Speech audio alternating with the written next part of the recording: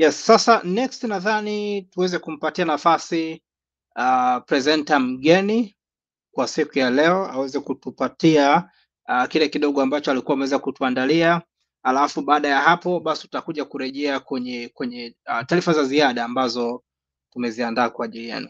Karibu Mr. Stanislaus, utatuambia vizuri wewe ni nani tuweze kukufahamu, alafu baada ya hapo basi tutembeze kidogo kwenye jambo ambalo umetuandalia. Karibu.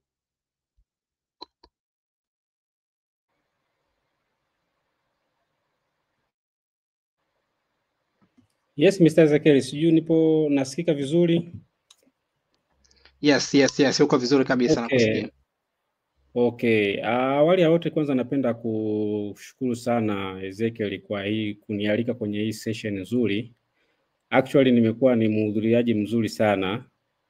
Namjua sana Mr. Photius Rutabigwa, mtaalamu mzuri kabisa kwenye masuala ya share kwenye Dar es Salaam Stock of Exchange na vitu vingi sana. Kusema kweli mnafanya vizuri na kampuni yenu.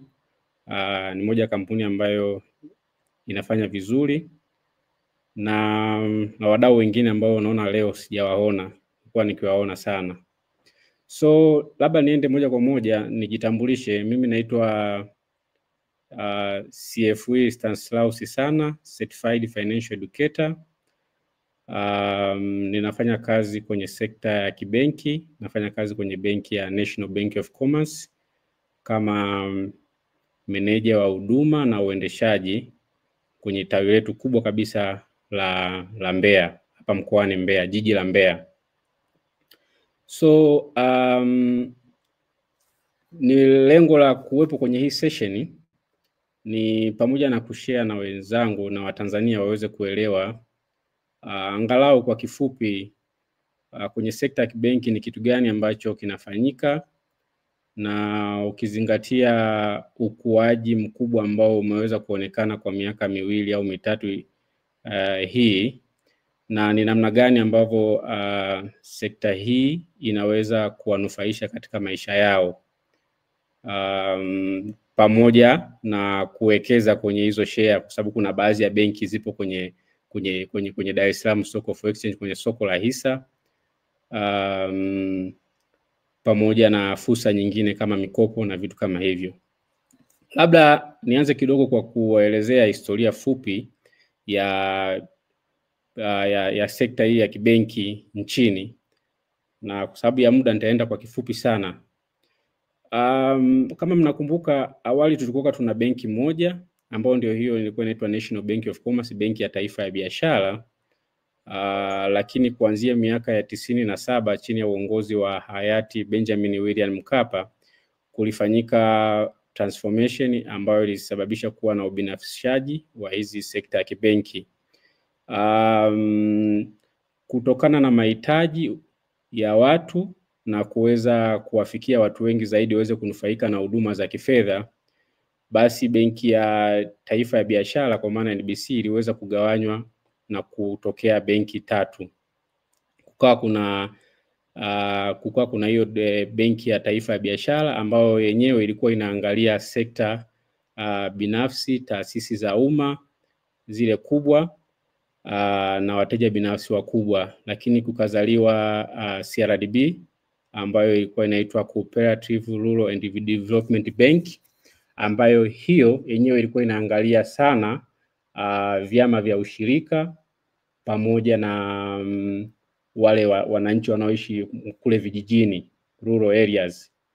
Lakini pia ikazaliwa NMB, National Microfinance Bank, ambao wao walipewa hizi sekta hizi microfinance pamoja na vikundi mbalimbali. Kwa hiyo lengo lilikuwa ni zuri tu, ni kuhakikisha kwamba watu wengi zaidi wanaweza kunufaika na hizi huduma za kifedha na wanaweza kufikiwa kwa urahisi zaidi. Baada ya hapo ndipo ulikuwa mwanzo mzuri pia wa kuruhusu pia na mabenki mengine kutoka nchi mbalimbali waweze kuwekeza hapa nchini, kuweza kuleta ushindani na kuongeza ubora wa huduma mbalimbali ambazo zinatolewa za kibenki. Kulikuwa kuna vitu mbalimbali ambavyo vilitokea. Kama mnavyojua, wanavyokuja wawekezaji, zinapokuja taasisi mpya kutoka nchi za nchi, zinakuja na teknolojia, zinakuja na aina mpya ya utendaji wa kazi, zinakuja na huduma mpya. Mwaka 97 98 kulianzishwa ATM mashine ambayo ililetwa na benki ya Standard Chartered Bank mwaka 97 98. Baada ya hapo tukaona na benki nyingine pia zikaanza kuadapti huo mfumo wa ATM wa kutolea pesa. Tukaona hata benki zetu za ndani nazo zikaanza kuwekeza katika hiyo mifumo ya ATM.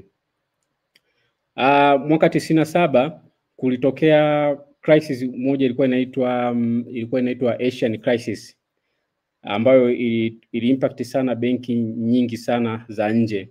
Kwa bahati nzuri sisi kama Tanzania tulikuwa hatujafungamana sana, mfumo wetu wa kibenki ulikuwa hujafungamana sana na benki za nchi za nje. Kwa hiyo hatukuwa affected sana. Japokuwa kwenye uchumi wa nchi kuna baadhi ya maeneo ambayo tulipata madhara. Sasa kuanzia mwaka baada ya kuruhusu mfumo wa open investment policy, yani kuruhusu makampuni, mabenki mengine yaweze kuwekeza hapa nchini, tumeona hapo tukapata hizo ATM mwaka 97 98, lakini tunaona sekta binafsi na sekta za umma tukaanza kuona uchumi wa nchi unakuwa kwa kasi zaidi. Sasa kuanzia miaka ya 2011 tukaanza kuona pia benki za ndani nazo wanaanza kuwa innovative katika kugundua bidhaa ambazo zitaweza kuwanufaisha Watanzania. Tuliona mwaka 2011 benki ya CRDB walianzisha digital banking. Tukaona mwaka 2013 wakaanzisha wakala, hiyo benki ya CRDB, ambayo hiyo baada ya kuanzisha unakuta na benki nyingine nazo zinafuata mfumo, zinakuwa zinafuata hiyo wana imitate hiyo product, na wenyewe wanakuwa wanaitumia katika kutoa huduma kwa wananchi. Tuliona issue ya wakala ikawa ni game changer kwa Tanzania, kwa maana kwamba wananchi wakawa wanapata huduma sehemu yoyote walipo. Kwa hiyo itusaidia sana kuweza kuongeza wigo wa upatikanaji wa huduma, hasa kwa wale ambao walikuwa wapati kwa wakati huo.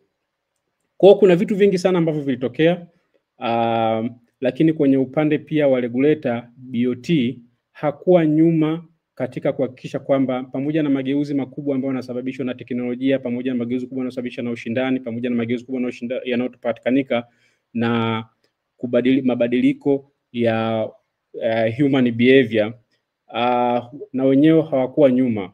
Kwa mwaka 2017 na wenyewe pia wakaanzisha policy ya kwa ajili ya kuzisimamia hizi mawakala ambao walianzishwa, lakini pia walianzisha policy kwa ajili ya kusimamia ATM mwaka 2011.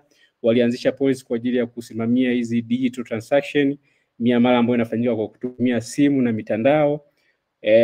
Lakini sekta ya benki ikaendelea kukua kwa kasi sana, na kufikia mwaka 2020 kabla ya kufika 2020 mwaka 2019 tulipata na janga la corona. Kidogo pesi ya uchumi wa nchi iliweza kupungua. Kupungua kwa sekta ya uchumi wa nchi ni sambamba pia na kupungua kwa sekta ya kifedha, kwa maana ya benki. Benki nyingi sana zilikuwa impacted na ile issue ya corona, na nakumbuka kipindi kile Benki Kuu ilikuja na baadhi ya vitu kwa ajili ya kunusuru sekta ya kifedha. Kama unavyojua, sekta ya kifedha ndio muhimili muhimu sana katika kuhakikisha kwamba uchumi wa nchi unakuwa. Ni kama naweza kusema kama ni damu katika mwili wa binadamu.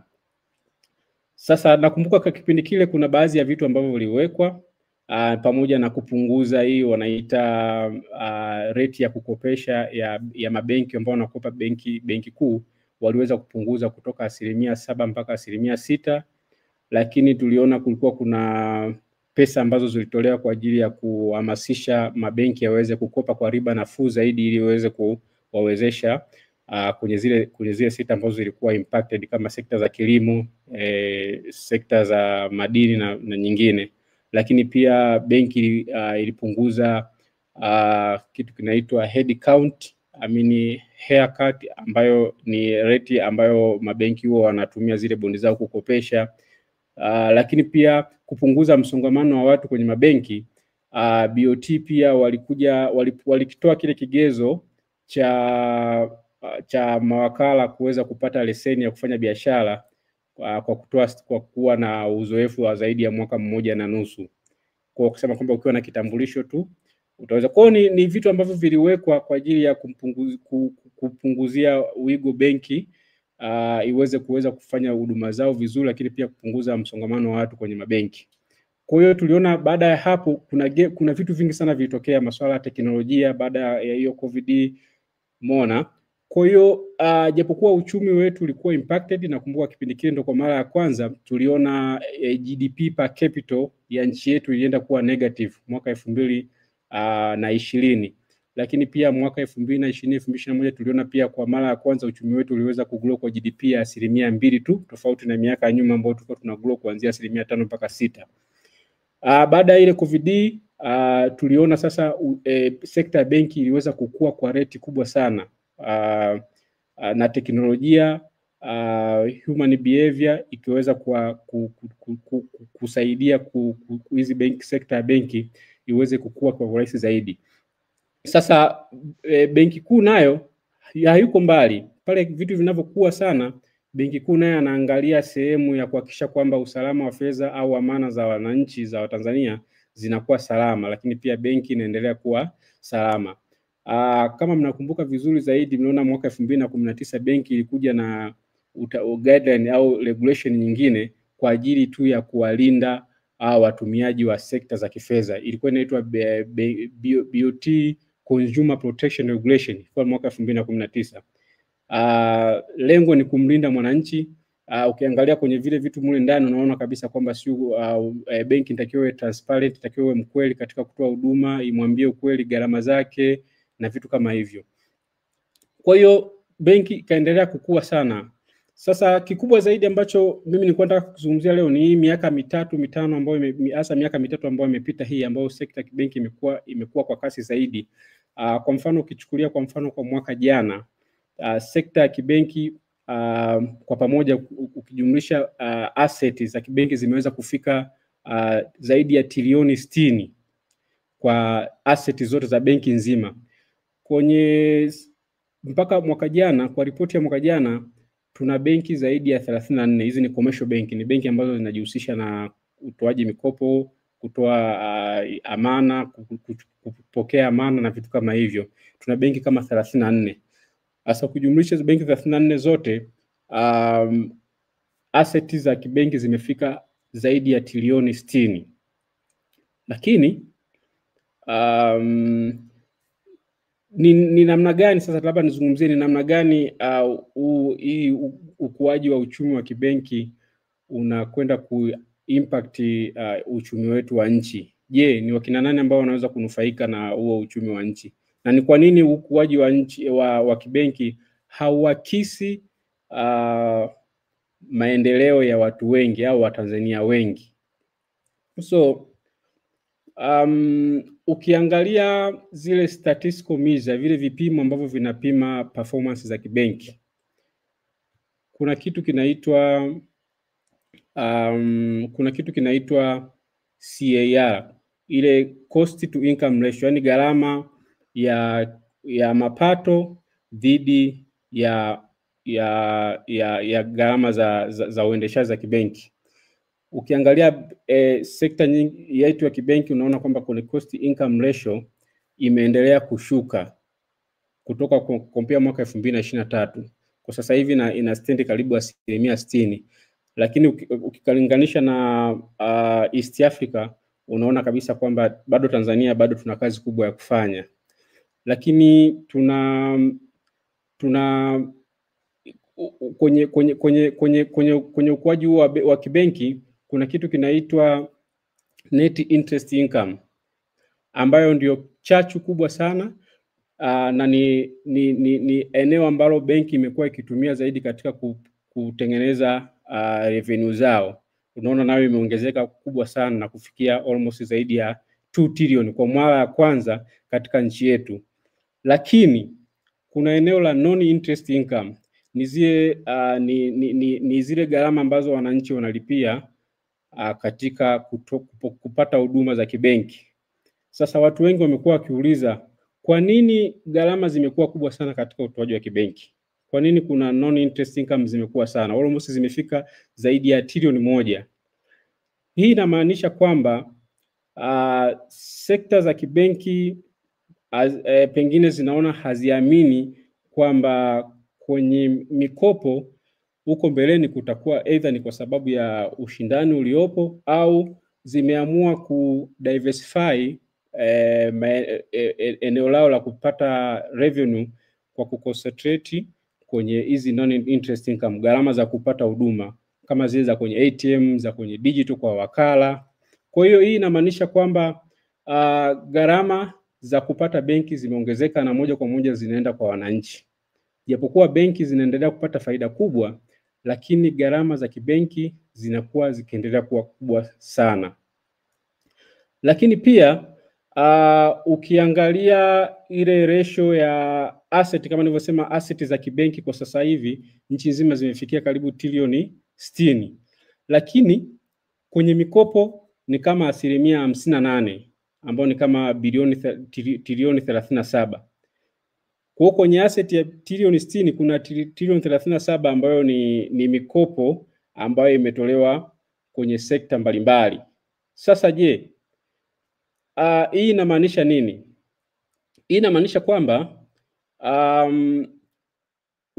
ukilinganisha hizi total asset ya trilioni 60 na ukikompare na ukiweka kwenye uhusiano na ukuaji wa GDP yetu, utagundua kwamba kwa Tanzania ile total asset ratio ya total asset to GDP ni kama 25%, ambayo ni ndogo sana ukilinganisha pengine na nchi ambazo zinatuzunguka kama Kenya, ambao Kenya kwa sasa hivi kwa ripoti ya karibuni niliona ni kama 56%. Lakini ukilinganisha pia na nchi nyingine, kwa mfano Ulaya, wao ile ratio ya total asset ya mikopo au ya kibenki ukilinganisha na ukuaji wa uchumi wa GDP wana asilimia zaidi ya 100. Nchi kama China imeshavuka mpaka iko asilimia 214 huko. Kwa asilimia 25 ni maana gani? Ina maana kwamba kuna watu wachache kwenye ndio ambao wananufaika na ukuaji huu wa sekta ya kibenki. Ndio watu wachache ambao wananufaika na hii mikopo pamoja na vitu vingine ambavyo vinapatikanika kwenye benki, pamoja na hizo kuna hizo shares ambazo benki zimewekeza na vitu kama hivyo.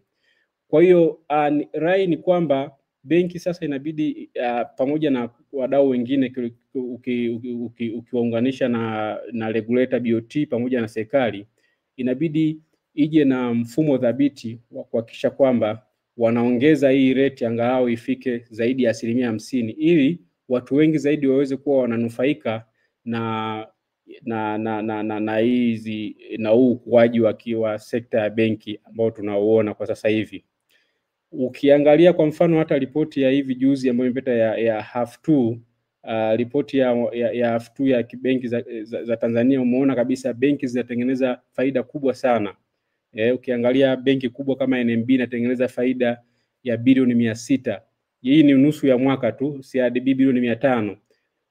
Lakini watu wanaonufaika kwenye huu ukuaji wa kibenki ni watu wachache sana. Ndio nimesema almost ya 25% tu ndio wananufaika.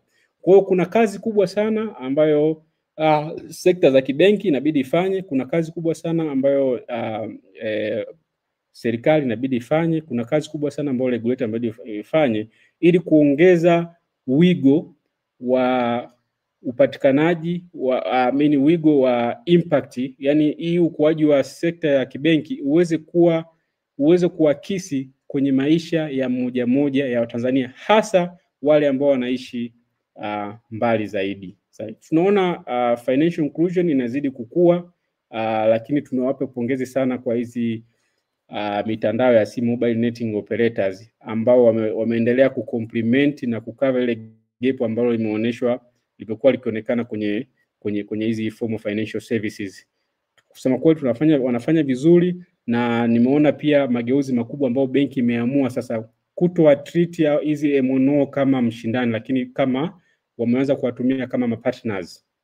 Tunaona wanaingia pamoja, wanatoa mikopo kwa kupitia simu, wanatoa bima kwa kutumia simu, vitu mbalimbali. Lengo ni kuhakikisha kwamba kila Mtanzania anaweza kunufaika na kupata hizi huduma, kwa sababu ni haki ya msingi.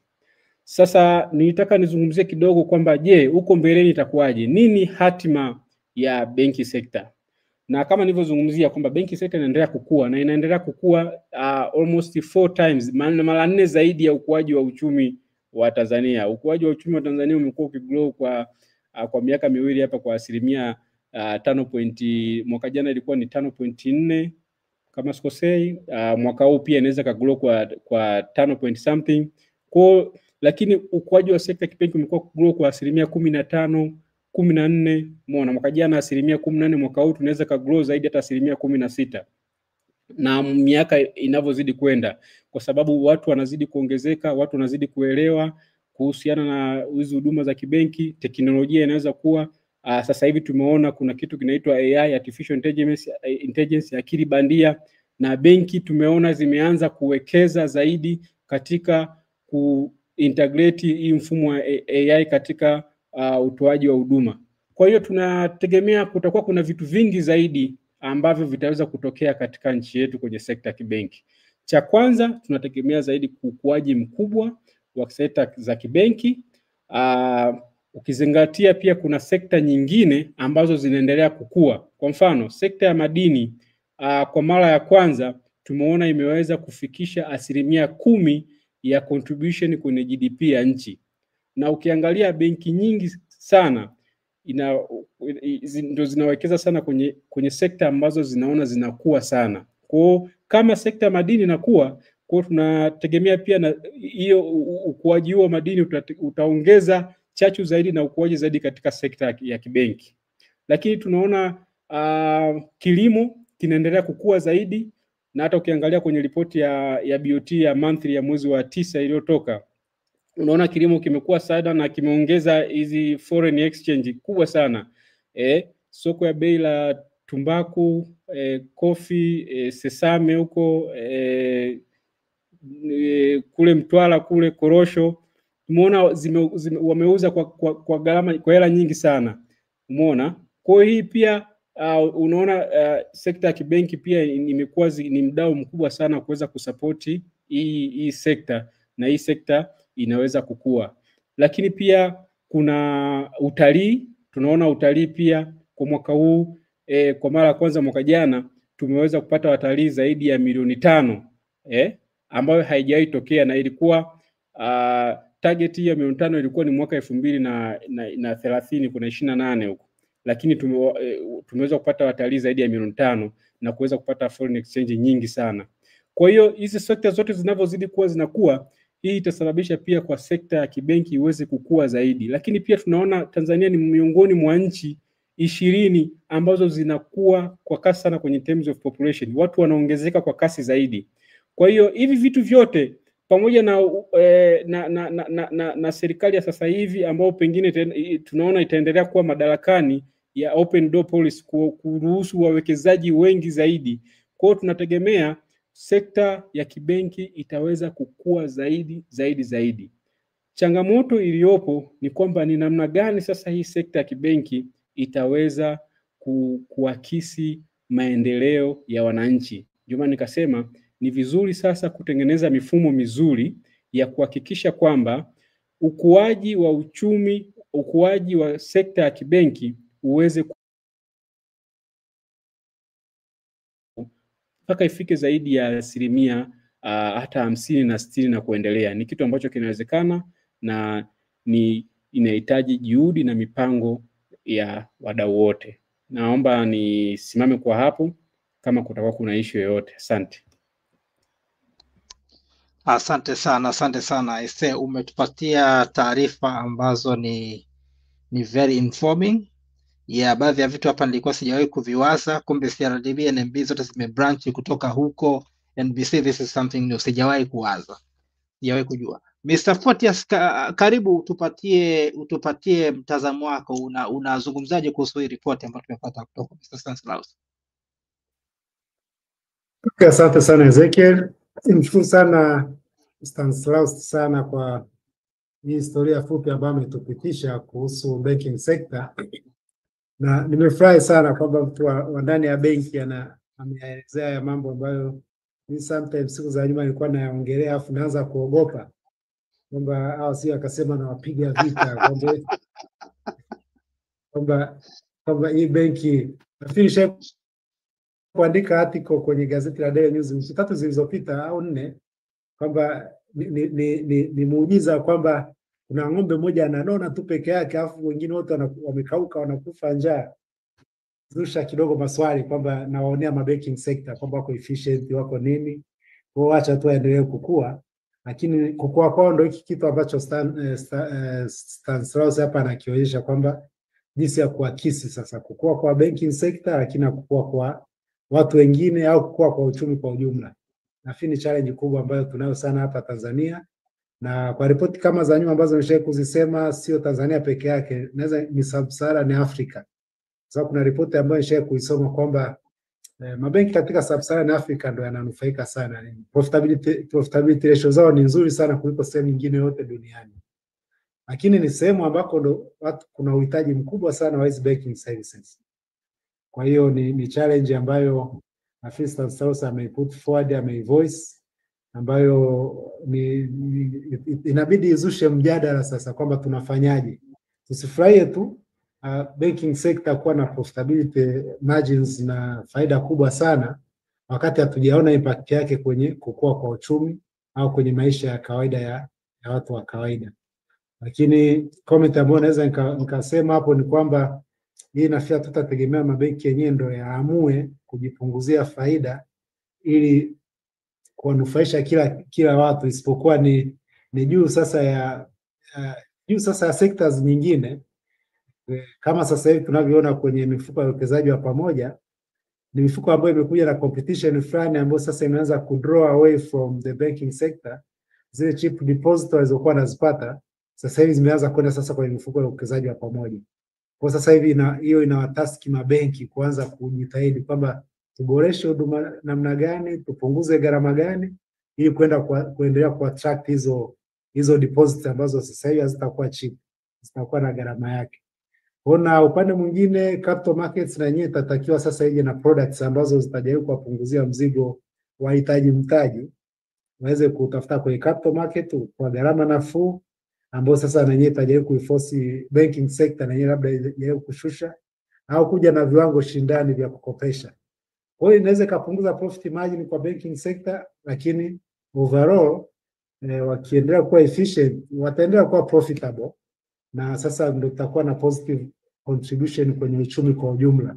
Zile profit margins zitarudi kwenye viwango ambavyo vinaakisi viwango vilivyo huko duniani. Sasa hapo nimeelezea jinsi ambavyo capital market na washiriki wengine kwenye mambo wanaweza kufanya kurekebisha hicho kitu, lakini swala jingine linakuja kwa sisi wenyewe tunaohitaji hizo huduma za benki. Nafikiri hapo kuna mtu ameshauliza swali kwamba mtu wa kawaida nitafanyaje kunufaika na ukuaji wa hao mabenki. Kuna kama mnamsikilizaga Dan Penya ambaye na mpost hapa karibu kila wiki, yeye ndio anajaribu kukufundisha kwamba wewe mbele ya benki wewe ni mfalme. Na tofauti na huko kwetu Afrika au Tanzania, yani ukienda benki unabembeleza kweli upewe mkopo. Unabembeleza yani unakuwa kama wewe ni mtu wa shida. Lakini Dan Penya anachofundisha ambacho kwa kinatokea hata huko nje ni kwamba wewe ni mfalme. Mimi na business idea, na business idea yangu ikiwa nzuri, wewe ndio utabenefit kwenye hizo huduma utakazonipa. Kwa hiyo unipe terms ambazo zitaniwezesha hii biashara yangu iweze kuwa sustainable, niweze kukua. Sababu kama tusipokuwa aggressive sisi ambao ni wahitaji wa hizo huduma, tutabaki hapo ambako yani benki inakuwa kama haisaidii uchumi, kama ambavyo kwa bahati mbaya alisema hicho kitu siku ya tarehe 17 Julai kama unakumbuka Ezekiel, wakilishi wa sekta binafsi pale wakati wa kulaunch Vision 2050 pale Dodoma, alitamka bayana. Siku nyingine bidi nirudie kwamba alisema kweli au nilikuwa naota kwa sababu tu ya inclination zangu. Alitamka kwamba kama nilitafuta na mimi hiyo clip nikaiona. Alisema kama benki zikiendelea kufanya hivi zinavyofanya, hakuna mfanyabiashara atakayekaa afanikiwe. Sasa that is a very strong statement, ambao kwa kweli nashukuru mtu kutoka benki amekuja kudhihirisha hicho kitu. Kwa hiyo tuanze kukaa pamoja na kina nani wale ma-MD wa kina CRDB wa NMB na wapi na mabenki mengine, kuona sasa ni jinsi gani tunaweza tukazifanya benki ziwe relevant. Kwa hiyo mimi nakushukuru sana Stanislaus kwa kuja kwako. Nafikiri ni mjadala mpana ambao utaendelea. Basi nafikiri ndio comment yangu kwa presentation ya Stanislaus. Ndio, asante sana Mr. Fortes kwa hizo comment, na pole sana Madam Aurelia, naona anajaribu kujoin mara kadhaa lakini kidogo anapata shida ya kitechnical. Ya pole nyingi sana kwake, tungeweza kupata pia views zake. Akifanikiwa kujoin na sisi, basi tutasikia pia kutoka kwa Madam Aurelia, tuone anawazaje kuhusu hii.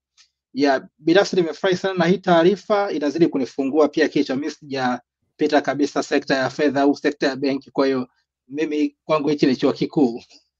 Ya naamini tuko wengi pamoja na wafuatiliaji wengine pia. Madam Aurelia bado anapata shida ya connection. Maswali nilishaandaa kadhaa, lakini yote umeshayajibu kwenye presentation yako Mr. Stan.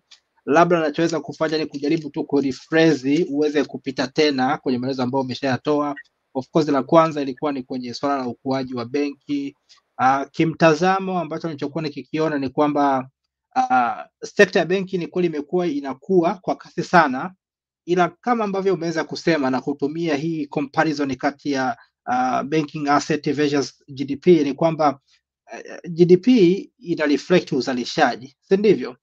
Though ni kwa kiwango cha kipato, lakini ina reflect uzalishaji ambao unatokea kwenye nchi. Kwa hiyo tunakuja kuona sekta ya benki inakuwa, lakini uzalishaji haukui, ambayo kwa tafsiri yangu na tafsiri ni kama bubble fulani ambayo inaweza ikafika mahala vikashindwa vitu hivi vili kukutana, mambo ya kiumba kidogo. Tunajua kabisa finance siku hizi ni kama makaratasi, ni kama hizo mnazoita paper assets, sijui. What is the potential danger we have here kwa hii growth ya upande huu wa sekta benki, lakini uzalishaji wenyewe unakuwa uko chini, kwa hakuna kumachi katikati? Mr. Stan. Yes, Mr. Zekili, na nashukuru sana kwa hilo swali zuri sana. Ni kweli ukiangalia kama nilivyozungumzia awali, ukuaji wa uchumi wa nchi kwa maana ya GDP umekuwa ukikua kwa 5% mpaka 6%, lakini ukuaji wa sekta ya kibenki umekuwa ukikua zaidi ya 14% mpaka 15%, na mwaka huu unaweza kuwa zaidi ya hapo. Hii inamaanisha kwamba uzalishaji unafanyika vizuri, unakuwa, lakini kuna baadhi ya sekta chache ambazo ndo zinanufaika na huu ukuaji wa kibenki. Kwa mfano, ukiangalia ripoti ya Benki Kuu kwa miezi mitatu iliyopita, ile quarter 2 pamoja na zile za kila mwezi, ukiwa unafuatilia zile ripoti za kila mwezi, unaona sekta ya kibenki kwa sasa hivi ndio inaongoza kwa ukuaji. Naanza sekta ya kibenki pamoja na insurance, bima, ambao sasa sitagusia sana huko kwa sababu ni somo lingine, lakini pia kuna sekta ya madini, kilimo, hizi manufacturing. Umeona sasa hivi na transportation ndio imekuwa kwa kasi sana. Lakini ukiangalia ukuaji wa hizo sekta zote, kama nilizungumzia awali, zina mahusiano ya karibu sana na sekta za kibenki. Sekta hizo zinavyokuja kuwekeza hapa nchini au kufanya biashara, ni lazima watalazimika kufungua account benki, ni lazima watanufaika kupata mikopo, whether inaweza kuwa working capital au inaweza kuwa mikopo mikubwa. Lakini sekta hizo pia zitakuwa zina wafanyakazi ambao watataka kulipa mishahara, ambao watapitishia pesa benki. Kwa hiyo unakuta benki inanufaika kutokana na sekta ile. kwa mfano ni sekta labda ya transportation tu, kuna wafanyakazi, kuna mikopo umetoa, unapata wao wafanyakazi wataenda kutoa hela kwenye ATM na vitu kama hivyo. Hiyo ni sekta moja tu ya transportation. Kuna sekta ya kilimo, wanatoa mikopo, kuna wakulima wanafungua akaunti, wataenda kutransact, wataenda kufanya miamala kwenye ATM, wataenda kufanya miamala kwa mawakala na vitu kama hivyo. Umeona sekta ya pili. Kwa sekta zote hizo hapo labda zikiwa sekta hizo nilizozungumzia ambazo zinakuwa kwa kasi, madini, kilimo, transportation, manufacturing, ni sekta ambazo zinakuwa kwa karibu sana na benki. Kwa sasa kuna ile impact effect kubwa sana, multiplier effect inakuwa kwa upande wa benki kwa sababu ya faida ambazo inazitoa kutoka kwenye hizi sekta moja moja. Kwa matokeo yake ni kwamba benki inajikuta inakuwa inatengeneza faida kubwa sana. Sekta nzima za kibenki unakuta zinatengeneza faida kubwa sana. Lakini ukiangalia sasa impact yake au matokeo yake au kuakisi sasa kwenye maisha ya Tanzania, unakuta ni machache sana kwa sababu sekta ambazo zinadili nao benki inataka kutengeneza pesa, inataka kutengeneza faida kwa ajili ya shareholder ambao wamewekeza. Haiwezi kuwekeza kwenye sehemu ambako inaona haiwezi kupata faida. Kwa hiyo itawekeza kwenye zile sekta ambazo inaona itaweza kutengeneza faida kwa haraka zaidi ili kuweza kuwalizisha hawa shareholder waweze kupata hizo faida. Kwa hiyo ndio maana unakuta sekta ya kibenki inakuwa kwa kasi zaidi kwa sababu ya multiplier effect ambayo wanaipata kutoka kwa hizi sekta moja moja ambazo nazo zinakuwa. Kwa kama sekta ya kilimo inakuwa kwa 5% na transportation inakuwa kwa 5%, kwa obvious benki inazichukua zote, unakuta inakuwa kwa kasi zaidi kwa sababu unakuta chain nzima, mlolongo wa thamani wote kwenye hizi sekta lazima benki itakuwa na mahusiano nayo. Kwa hiyo nitaka nizungumzie pia impact nyingine ambayo kwenye hizi sekta za kibenki. Ukiangalia kwenye benki nilivyozungumzia awali kwamba asset za kibenki zimefikia zaidi ya trilioni 60, lakini 50%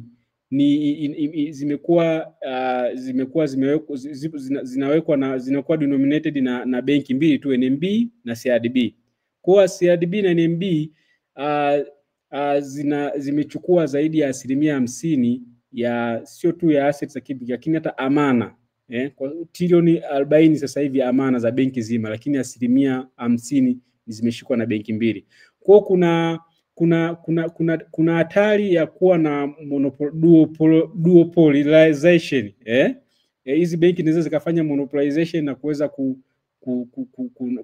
kuwa na namna ambazo zinaweza zikadictate hata masuala ya price, gharama, na namna ya kudictate nani market zima financial industry. Lakini tumeona mwezi uliopita kuna benki ya CRDB ilifanya application ya system yake.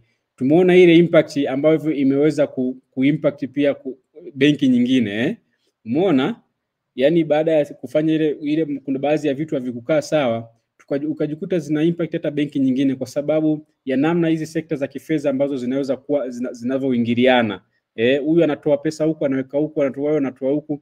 Kwa benki kubwa kama CRDB ikiwa impacted au benki NMB ikiwa impacted, maana yake ni sekta nyingine lazima ziweze kuwa impacted, benki nyingine lazima kuweza kuimpact kwa sababu ya namna hizi benki ambazo zinavyokuwa na ukubwa wao na impact ambazo zinaonesha kwenye sekta hii ya kifedha. Kwa hiyo hii ni hatari nyingine ambayo tunayo, na naona hata kuna wiki mbili zilizopita niliona hata gazeti la The Citizen ziliweza kuripoti hii issue kwa bwana, hii inakuaje sasa hizi benki hakutakuwa na namna ya hizi benki sasa kuweza kumonopolize the market na kuangalia namna gani wanaweza kunufaika.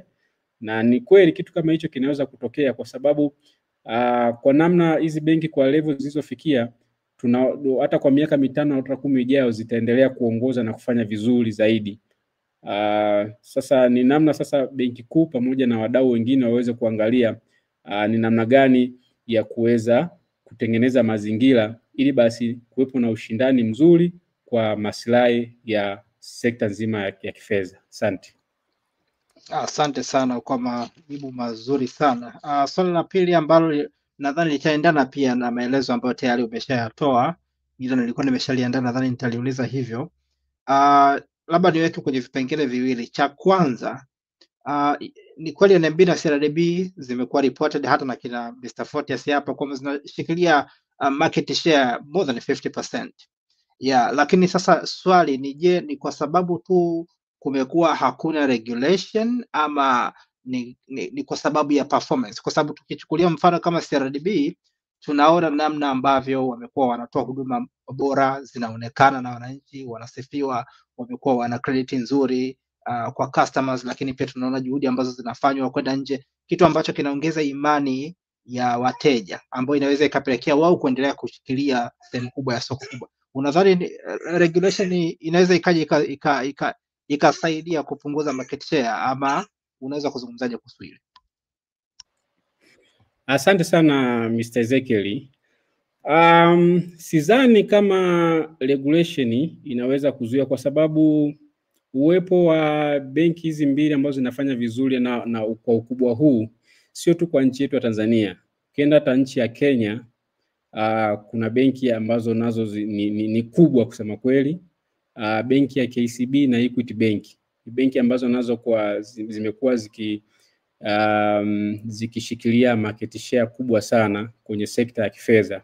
Lakini hata ukienda kwenye nchi nyingine, hata huko nchi za nje, nchi kama Uingereza, nchi kama South Africa, angalau kidogo South Africa zipo kama 3 hivi, kuna hizo Standard Bank, kuna Nedbank, kuna Absa, umeona? Lakini lazima katika kila nchi unakuta kuna benki 2, 3, 4 ambazo zinashikilia share kubwa sana katika nchi fulani kwenye hii sekta ya kifedha. Kwa sidhani kama regulation au regulator anaweza akaja na mikakati binafsi ambayo inaweza kusaidia pengine labda kuwapunguzia nguvu. Kwa sababu ukiangalia historia, benki ya CRDB na NMB zilikotoka na mpaka zilipo ni juhudi binafsi. CRDB amekuwa ni benki ya bunifu zaidi, naweza nikasema. Amekuwa akibuni huduma mbalimbali ambazo zinaendana na wakati, na muda mwingine amekuwa akiteki riski kubwa sana kwenye kuwekeza kwenye maeneo ambayo kwa wakati ule ulikuwa unaonekana kama ni kupoteza resources. Kwa mfano mwaka 2013 wakati anaanzisha ile walikuwa wanaita Fahali Wakala, watu wengi wakawa wanashangaa, sasa wanapewa watu wengine wanapewa uwezo wa kuweza kuhudumia wateja, je, pesa zetu zitakuwa salama na vitu kama hivyo. Lakini hata benki kuu wenyewe walikuwa wanashangaa, kwa sababu baada ya kuanzisha Fahali Wakala mwaka 2013, BOT ikaja na regulation mwaka 2017. Imagine miaka 4 kabla, miaka 4 baada ndio akaja na regulation sasa, namna ya kuweza kuhakikisha kwamba hawa mawakala wanaendelea kufanya kazi zao vizuri, umeona? Kwa hiyo ni ubunifu. Unaona wanaingia kwa huku kwa sasa hivi, wameishaingia Burundi, waliingia Burundi miaka 3 iliyopita, waliingia Kongo na tayari wana matawi mawili. Sasa hivi kuanzia mwaka huu, kabla mwaka huu wanataka kuingia Dubai. Kwa hiyo ni watu wa risk taker na wanawekeza zaidi. Kwa hata ukubwa wao uliopo kusema kweli ni ukubwa ambao unaendana na namna wanavyofanya uwekezaji na namna ambavyo wanavyokuwa risk taker. Kwa hiyo sioni kwa mazingira yote kuona kwamba labda benki kuu inaweza ikaja na regulation kwa ajili ya kuwapunguzia hizo power. Wataendelea kuwepo hivyo na wataendelea kufanya vizuri. Asante. Sawa. Basi nadhani ngoja nipitie hapa maswali ambayo yameshawekwa na wafuatiliaji wetu kwa haraka yanayokuhusu hasa ya kwa yale ambayo yako general, nadhani tutakuja kuyapitia baadaye. Tulikuwa tumeshamalizana na maswali yanayohusiana na presentation ya leo. Comment ya kwanza hii naona huyu anajiita Sodan Selemani, anasema Tembo all the way to the top. Hii comment ameweka kwa mara ya pili leo, aliweka nadhani kwenye session iliyopita. Okay, asante Sodan kwa kuwa na sisi. Lakini pia Yohana Patrick anasema kudos to you, nice, kudos to you Brostani. Yes, lakini pia kulikuwa kuna comment nyingine. Daniel Wilfred anasema nimefurahi kumuona bro wangu Stani Mbeya moja hiyo CCM. Alafu Okay, najaribu kuzitafuta comment ambazo zinakuhusu. Okay, naomba nishuke chini. Kwa nini riba za kukopesha raia isipungue ili kuwawezesha watu wengi kukopa wakiwa na confidence ya kurejesha kiurahisi, alafu riba ya kudeposit ipande ili tugawane faida? Hiyo naizungumzaje Brostani? Kuna comment hiyo imetolewa hapa.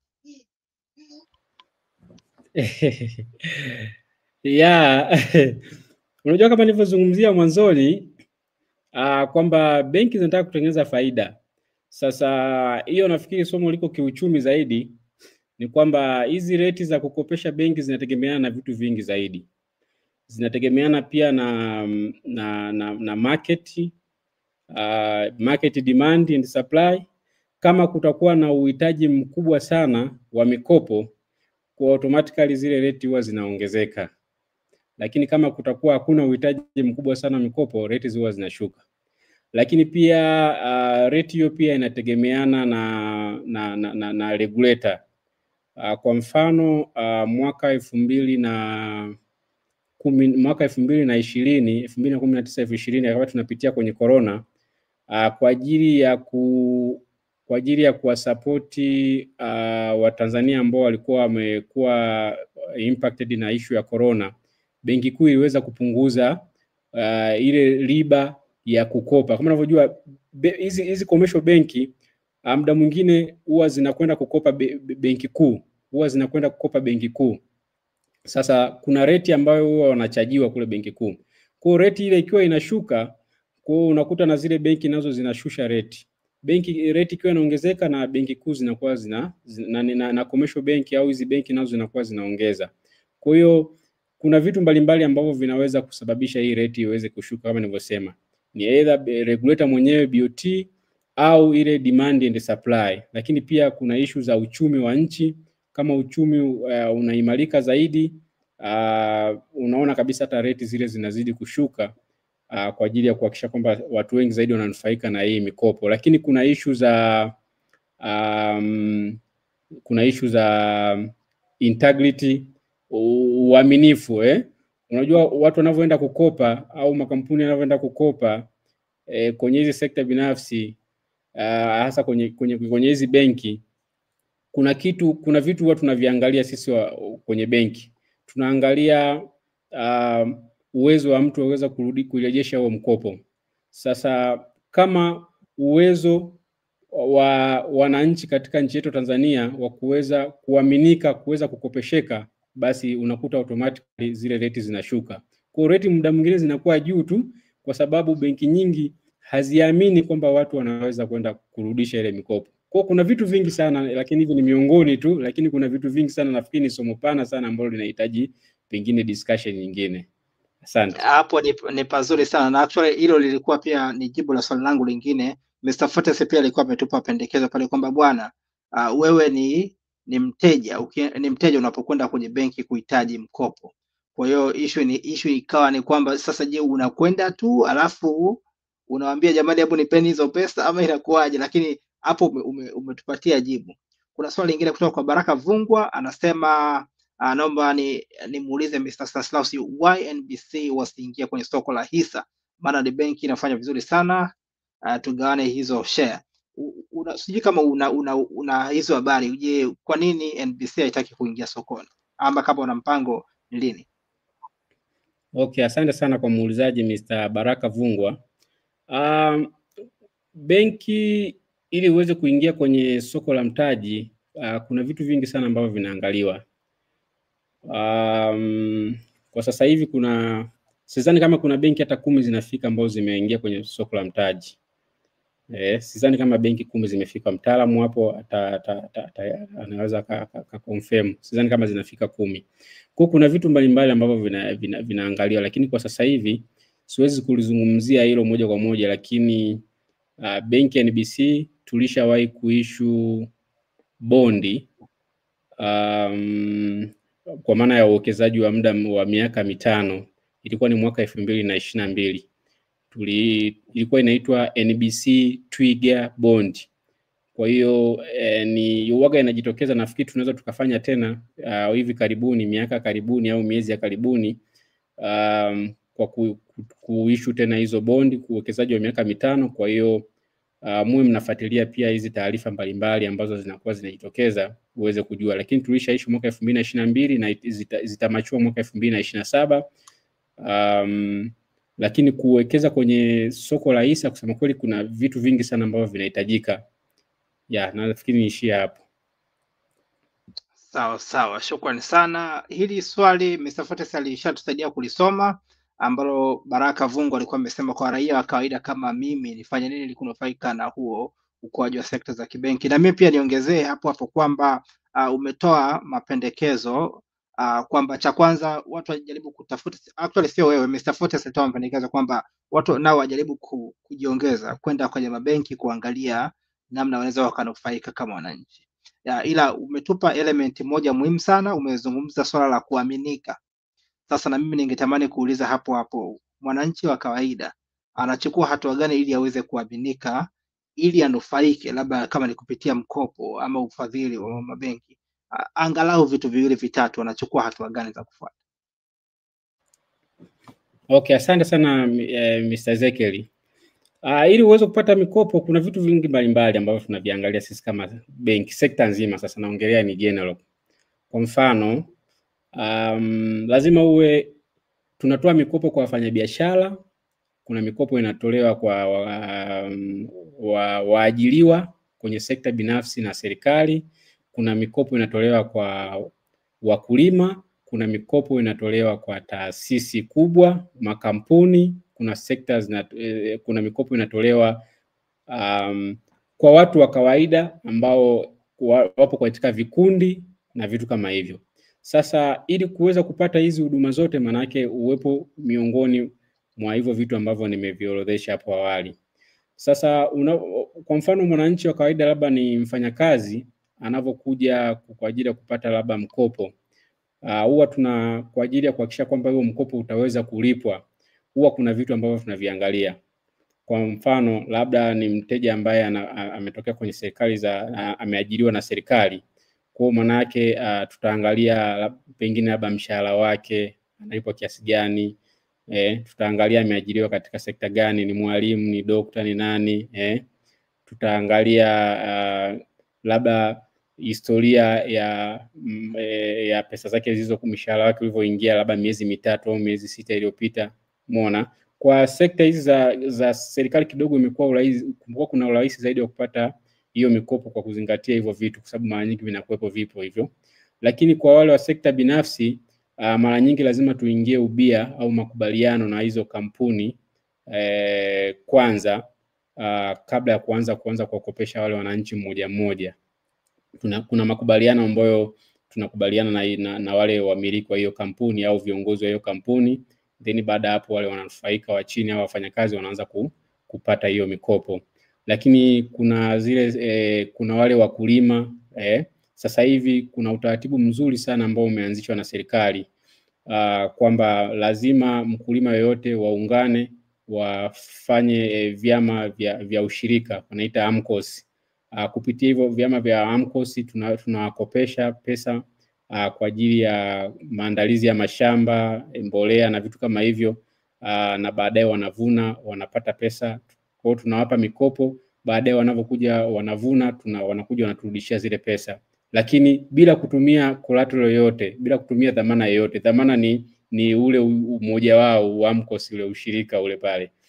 Kwa hiyo na pia tumeona hata benki nyingine zikitoa mikopo hata kwa hao wajasiriamali wadogo, bodaboda, lakini pia tumeona benki zikiingia makubaliano na hizi MNO. Sasa hivi unapata mikopo ya Songesha, kuna mikopo mingine ya Wezesha, unapata mpaka milioni 1. Kwa hiyo kuna mikopo mbalimbali, lakini sambamba na hizo, lakini labda kwa faida ya muulizaji wa swali, anaweza akaenda hata kuna zile sectors, informal sectors naweza nikasema, au zile tier 2 au tier 3 za sekta ya kibenki kama microfinance, SACCOS. Huko kunakuwa pia kuna urahisi zaidi wa kuweza kupata mikopo, kwa sababu pengine unaweza kuwa unaishi kwenye mtaa huo unafahamika, pengine kwa SACCOS hizo zinatoa mikopo kulingana na aina ya biashara ambayo unaifanya, na kuna masharti nafuu zaidi ukilinganisha na sekta hizi commercial bank ambazo masharti yao kidogo yanakuwa ni magumu na upatikanaji wa pesa unakuwa ni mgumu zaidi. Kwa faida hiyo unaweza kaenda kwenye hizo sekta nyingine, lakini na uhakika kama kuna kazi yoyote ambayo unafanya au kuna biashara yoyote ambayo unaifanya, kupata mkopo kunawezekana kama nilivyokuwa nimeelezea hapa. Asante. Okay, shukrani sana. Nitakwenda haraka kama dakika 2 hivi alafu tuweze kufanya jambo lingine. Sijali anasema hili swali halituhusu kwa sasa, tutakuja kurejea baadaye. Naomba niende kwa Safi Almasi, anasema naomba kutoa maoni kuhusu idadi ya mabenki kabla ya ubinafsishaji wa sekta ya mabenki. Kulikuwa na mabenki ya nyumba THB, kulikuwa na benki ya ushirika TRDB, Tanzania Road Development Bank, baadaye CRDB. Okay, asante kwa hiyo comment. Asante sana kwa presentation nzuri. Yes, naomba niende moja kwa moja kwenye maswali. Tuna kama dakika 10 tu hivi za kurelax, na nitaanzia mwanzoni, nitapitia zile ambazo hatujazipitia bado. Moja kwa moja. Kwanza asante sana Bodo Anento kwa kutufungulia comment section kwa leo. Mnasema shule bora ya kuwahi kutokea. Asanteni nyote mliovumbua hichi kitu. Tunashukuru sana Bodo Anento, na shukrani pia kwako kwa kuwa mmoja ya wafuatiliaji, manake tusingekuwa na wasikilizaji labda tungeshaahirisha hili zoezi. Yes, lakini ninyi pia mnatutia moyo tuendelee kufanya kazi. Msafiri Mnegena unasema hongera sana kwa kazi. Hivi nikifungua junior account DSE, je, naweza operate kama yangu hasa kuuza? Mr. Fortius ikoje hapo? Sorry, nilikuwa na wafuatu wa MTP. Nafikiri huyu itabidi tumpatie namba. Mpatie namba nije nifuatie kwa watu wa MTP. Sawa. Msafiri Mnegena, kama unaweza kuona eneo la description kwenye hii kurasa hapa ama chini ya video hapa katikati, tafuta kaneno kameitwa more. Kata hiyo comment section ndefu hiyo, tafuta kaneno kameitwa more hapa. Ukiminya ile more, kanatakuwa kafungue kurasa moja ndefu. Ukipitia ile maelezo mengi katikati hivi utakutana na namba ya Fortius, utakutana na namba ya mtu anaitwa Madam Aurelia. Unaweza ukamtafuta huyo, alafu yeye atakusaidia kukupa maelezo zaidi hapo kwenye maongezi. Kulikuwa kuna swali kutoka kwa Baraka Vungu, anasema tuko pamoja, nimefurahi sana IPO ya inuka dozen index kusogeza mbele tuweze kununua zile batuwai. Can you clarify? Ili swali lilishajibiwa na Mr. Ruta mwanzoni kabisa, kwa naomba niendelee kwenda mbele. Daniel Wilfred anasema wakuu ongeleni kwa session nzuri, hakika Ijumaa umefanya iwe nzuri sana. Tunashukuru sana Daniel kwa feedback nzuri, we appreciate. Okay. Baraka Vungwa umeuliza tena kwamba je, unaweza kuomba gawio lako ukalipwa kwa njia ya hisa au mpaka kampuni husika waamue hivyo? Mr. Fortius, unatupatia jibu gani hapa? Hapana, magawio yote ya kawaida huwa yanalipwa kwa njia ya pesa. Kwa hiyo lazima pesa ziingie kwenye akaunti yako. Kulipwa kwa hisa hiyo ni uamuzi mwingine ambao kampuni inaweza ikafanya, na hii kitu wanakiita bonus, wanahitaji ni bonus shares. Yeah. Sometimes kampuni inaweza ikatengeneza faida, kaona kabisa kuna haki ya kuwalipa watu gawio, lakini pengine kutokana na cash flow haitaki kupunguza cash flow kwa ajili ya mambo mengine, wakaamua kuconvert zile dividend into shares. Hapo unaweza capitalize, issue bonus shares, lakini inakuwa ni kwa wote, lakini always huwa ni cash dividend. Okay, sawa. Daniel Wilfred, huyu mtaalamu wetu wa mambo yetu ya pesa na uchumi, anasema akaunti yetu pendwa ya CRDB is the potential reversal confirmed. Ameweka question mark pale. Tukiangalia close price ya leo na volume iliyotrend, ili compromise to block trades almost 6 million shares. Sijui unazungumzaje hiyo comment Mr. Fortius? Nadhani wewe ndio lugha hiyo unaweza kuielewa vizuri hapa. Huyu anataka kuongelea kujaribu kuproject price ya CRDB. Nafikiri kitu ambacho huwa hatukifanyi kwenye hizi session. Sio kwenye hizi session, lakini huwa tunaangalia kwa sababu kwenye mambo ya masoko huwa unaweza ukajua kitakachotokea kesho. Kwa ndio maana sisi tunajaribu kuwasisitiza wale long term investors kwamba short term inawezekana kuna price ups and down, lakini wewe concentrate kwenye long term. Unless kama unataka concentrate kwenye price reversals za short term, pengine huo unataka kutake advantage, kama unataka kuinunua lakini imeshaenda juu sana, kuisubiri baadaye kidogo. Na hapo ndio itakapoingia sasa mambo ya technical analysis kwa vitu kama hivi potential reversals. Na siku za nyuma tulishahidi kumtafuta mtaalamu wa mambo ya technical analysis. Nafikiri counter ya CRDB ni kati ya counter ambayo inaweza ikatumika kama shule kwa vitu kama hivi, kuweza kujua ni hizo possibilities za imepiki au ime bottom up, ni lini inaanza kupanda. Sawa sawa. Na kuna swali tena kuhusu Inuka Index Fund, anasema hiyo changamoto, nadhani alikuwa anazungumza ile swala la baadhi ya pesa kutokuonekana ama investment za watu, kwamba iliyojitokeza kwenye IPO ya Inuka, amezungumza Inuka Index Fund iliathiri pia sisi tulionunua kupitia kwenye app ya DSE hiki kiganjani. Na je, tarehe 1 mwezi wa 10 imesha isa, sijui ilikuwa na maana gani hapa, tutatatuliwa maana tulionunua IPO tarehe hiyo. Tuanze kwenye hilo swali la DSE kwamba je, wananunua pia DSE na wao wamekumbwa na hiyo shida, ama ni wanaonunua moja kwa moja tu kupitia web app ya Orbit? Hapana, nafikiri kwa muuliza swali, hakuna, kwa wote ambao wamenunua whether ni kupitia kwenye DSE MTP au kupitia kwenye mobile app, wote vipande vyao vipo. Hakuna ambaye vipande vipo kabisa, na hakuna ambaye ameathirika ambaye atakuta kuna nani tofauti yoyote. Ila kitu ambacho na washauri wawe na imani ni kwamba, kwa mfano unanunua kwenye DSE, huwa tunaenda sasa kwa posti on the back end kwenye mifumo, alafu baadaye tutawatumia message ya kuonyesha sasa wanaweza kaangalia vipande vyao. Nafikiri wengine wataangalia, wiki iliyopita tulikuwa tumetuma message kwa hao wote ambao walinunua kwenye DSE, kuambia wa update zile information zao, alafu baadaye tutawatumia sasa hizo access credentials za kuweza kuviona vipande vyao. Kwa hiyo kila kitu kiko vizuri, mtaziona tu units zenu mlizonunua. Okay, asante. Kulikuwa kuna swali lingine la Baraka Vungwa likiuliza kwa nini riba za kukopesha raia isipungue ili kuwawezesha watu wengi kukopa wakiwa na confidence ya kurejesha kiurahisi.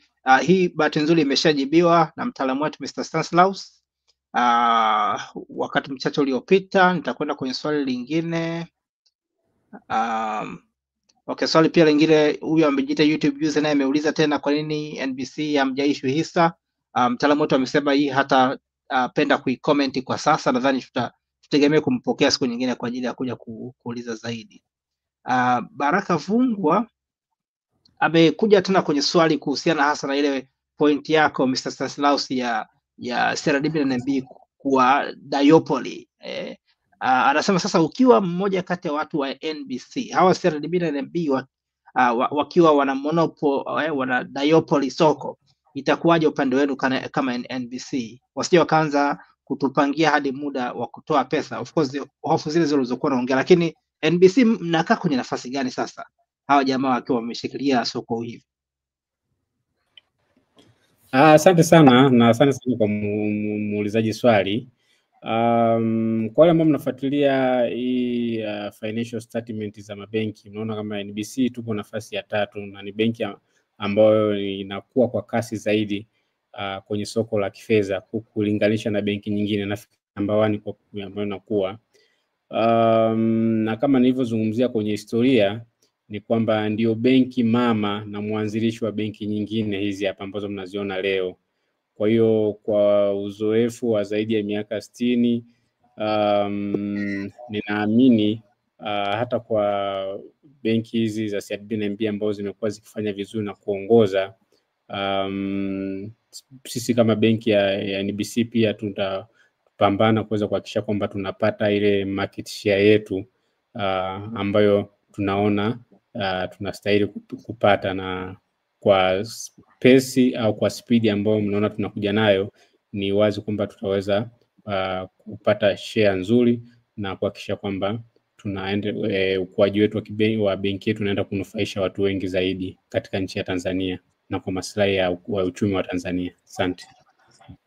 Asante. Ningetamani pia kupata mtazamo wako pia Mr. Photius kama mtaalamu wa uchumi.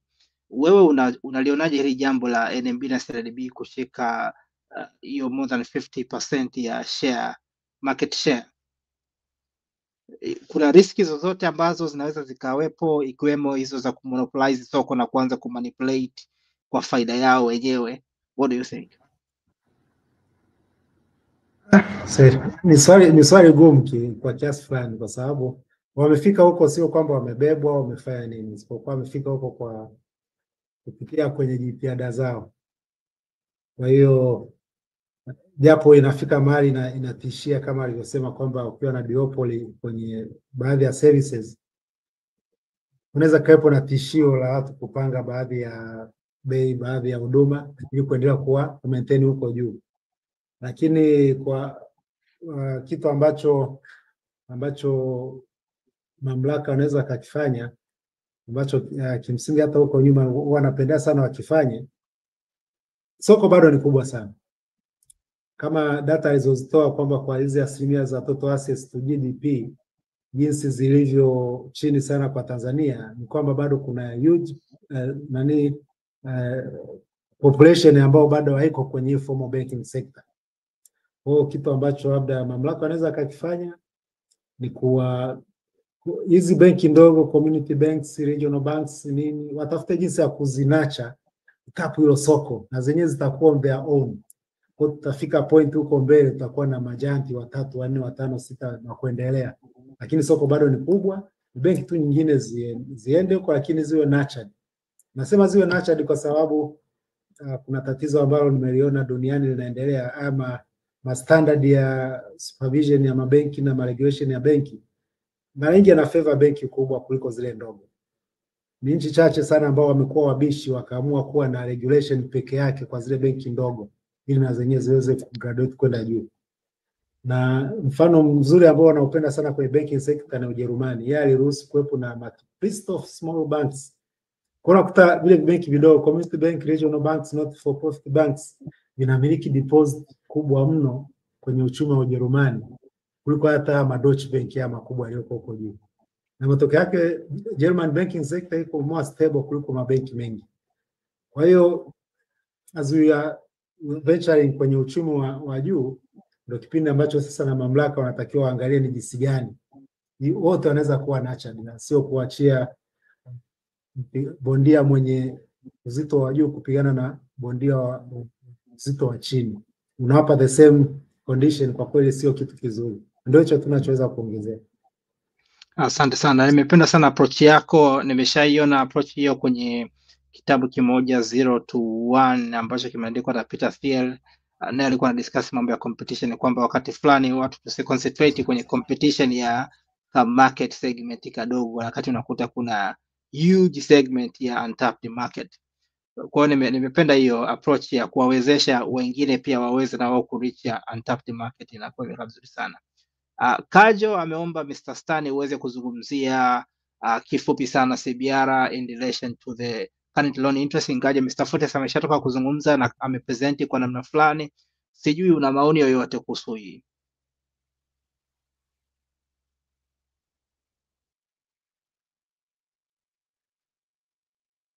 Mr. Stani, sijui kama una maoni yoyote ya central bank rate kuhusiana na current loan interest kwa sasa hivi. Naona internet itakuwa imeanza kusumbua kwa Mr. Stan. Mr. Stan, naomba nijuze kama umenipata. Of course ana stuck kidogo, ila uzuri wake tumesha cover almost 99% ya session. Naona amepata shida kidogo. Labda Mr. Photius, sekunde moja kama unaweza ukasema chochote hapo. Nafika Kajo hapo, kama nimemuelewa vizuri, alitamani kwamba kwa CBR rate inavyopunguzwa ilitakiwa hata na loan interest rate na zenyewe zipungue. Lakini kama nilivyoripoti kwamba CBR ilianza 5.5 ikaenda 6% ikarudi 5.75, kimsingi hakujawepo na significant change. Haijashuka sana kuweza kuwa na impact kwenye mikopo. Lakini going forward ni kweli mamlaka wanaposhusha viwango vya riba huwa anategemea across the economy viwango vyote vishuke, ila kwenye wachumi huwa wanasema huwa kuna time lag, huwa kuna muda kati ya ile policy decision na impact yake kwenye economy. Na kwa Tanzania sijapata research kuweza kujua hiyo time lag ikoje, na specifically siwezi kuipata kwenye viwango vya riba kwa sababu tumevianza mwaka jana tu. Lakini siku ikishuka sasa iko 5.75 labda ikifika hata 3%, tukoona loan rates na zenyewe zianza kushuka, hapo ndo kidogo tunaweza tukajua kuna tatizo. Okay, asante sana. Naamini hili ni swali limekuja kwako Mr. Stan, anasema naomba kufahamu rates za mikopo yenu kwa mtumishi wa serikali akitaka kukopa kwa miaka 5. Sijui unaweza ukapata hizo data sasa hivi Mr. Stan? Yeah. Sasa hapo kwa mikopo kwa mtumishi na rate na range kuanzia 16% mpaka 18% kwa sasa. Okay, sawa. Asante sana Eric Peter, jibu nalo hapo. Kwa hiyo kazi kwako kama wewe ndiye muhusika hapo. YouTube user anasema kwa lugha rahisi, mkopo CRDB hautakuwa na madhara kwenye stability ya hisa ya CRDB. Nadhani alikuwa anatoa tu hiyo comment. Naomba hiyo niache kama ilivyo. Baraka Vungu anasema tupige makofi kwa kuweza kufafanua Kijapani. Baraka Vungu, kwa kweli pongezi nyingi sana. Lakini hapo naomba niende kwa Isaac Benjamin, anasema hii changamoto ya kufungua account ya Inuka inagoma. Nawezaje kununua vipande vya Inuka dozen na inaleta OTP lakini bado haifunguki? Mr. Fortas, unatusaidiaje kama unajibu lolote? Nafikiri kwa sasa hivi bwana Isaac Benjamin, nenda moja kwa moja kwenye DSE hisa kiganjani. Kama bado wewe sio mwekezaji wa kwenye hisa, una CDS, unaweza ukachukua namba yangu ya simu hapo ili niweze kuunganisha na mtu wa IT aweze kukusaidia njia ambayo unaweza ukawekeza. Lakini otherwise vile bado, kwa sababu kuna ukiingia, sio kama utakuwa na access na form zetu au barua magrupu yetu au website yetu, kuna ile form unaweza ukaangalia pale, kuna account number, ukadeposit kwenye account, ukatuma slip kwenye hiyo namba ambayo nimeiweka hapo. Sisi ndio tukakuwekea huko on the back end, alafu tukakupa access za kuingia sasa kwenye hiyo app. Okay, sawa. Sekunde 30 Mr. Stanislaus, utupatie any wrap up point. Yes, asante sana Mr. Ezekiel. Kwa kifupi ni kwamba Watanzania inabidi waamke waweze kuangalia hizi fursa kwenye sekta ya kibenki. Ukuaji huu wa kisekta usiweze tu kunufaisha hizo sekta chache ambazo nimezielezea. Watanzania inabidi waangalie namna ya kuweza kuweka mazingira ya kuweza kunufaika kwenye ukuaji huu wa sekta za kibenki. Benki inatoa mikopo, benki zipo kwenye hisa kama alivyozungumzia Mr. Fortius. Kwa hiyo uangalie uelekeo wako, ni sehemu gani ambako unaweza ukaangalia ukaweza kuwekeza na kuweza kunufaika kwenye hizi sekta za kibenki. Mimi nafikiri nimalizia hapo, asante. Shukrani sana Mr. Fortius, ni wrap up point. Mimi nashukuru sana kwa kushiriki kwenye kipindi. Tuendelee kushiriki, kupata taarifa na kuwa active kwenye kushiriki kwenye maisha yetu ya kifedha. Na tukienda kwa kina Stanislaus, tusiende kama watumwa, kama watu waoga kwenda kuomba mkopo. Wewe unajiamini, una wazo lako, naamini unaenda uweze kuwa finance. Na kama alivyotufundisha Dan Penya, ukienda mara ya kwanza usitegemee utakubaliwa. Dan Penya alikuwa anasema sometimes alikuwa anaenda hata mara 6 mara 7 anakataliwa mkopo. Lakini akimkatalia anajaribu kumuuliza kama nimekosea wapi, anaenda na improve hivyo. Kwa sasa tuwe na roho kama hiyo. Sometimes tunawalaumu wa mabenki, kumbe unaenda na benki mbili zinakukatalia, unarudi nyumbani unalalamika kwamba wanawakopesha wale watu wa kabila jingine, sio sisi. Kumbe unatakiwa kuwa mbishi. Hilo, lakini kuongeza uaminifu ni simple kuwa na financial discipline. Ukiwa na financial discipline, hata ukienda benki wakakustadi wakakusikiliza, inaongeza uaminifu na pengine kupunguzia riba. Kwa hiyo tuendelee kushiriki Nashukuru sana wote, Ezekiel na Stanislaus.